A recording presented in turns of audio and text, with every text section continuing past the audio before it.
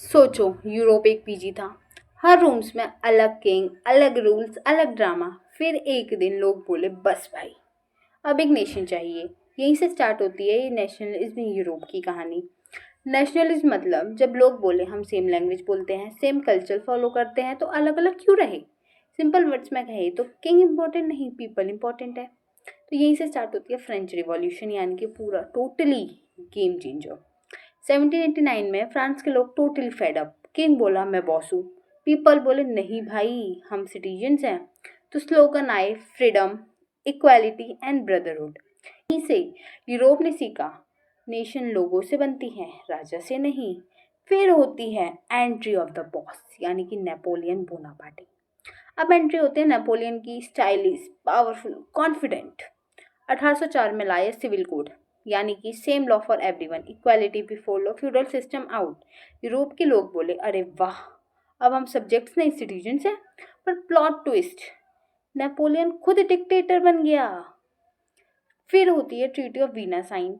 Napoleon हार गया। 1815 में ओल्ड किंग्स मिले और बोले बेटा नेशनलिज्म बंद करो, हम वापस आ रहे हैं। इस मीटिंग को कहते हैं ट्रीटी ऑफ वीना।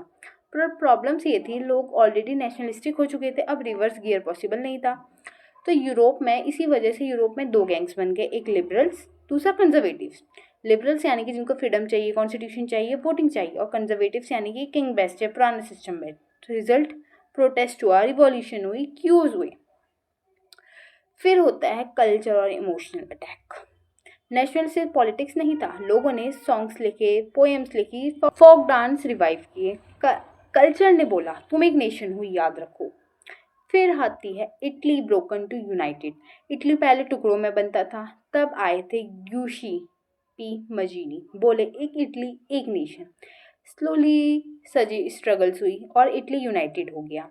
जर्मनी भी डिवाइडेड था। Economic unity plus strong leadership equals to Germany became one nation. Nationalist का पावरफुल ऑन। प्रॉब्लम तब हुई जब नेशनलिज्म एक्सट्रीम हो गया। कंट्रीज बोले हम बेस्ट हैं, बाकी यूजलेस हैं। इंपेरियलिज्म आया, वॉर्स स्टार्ट हुई, यूरोप ट्रबल में गया।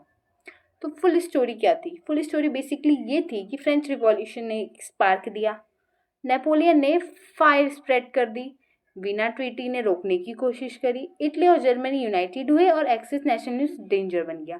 और हाँ, यही चैप्टर बोर्ड्स में आता है, तो इसको अच्छे से कर लेना।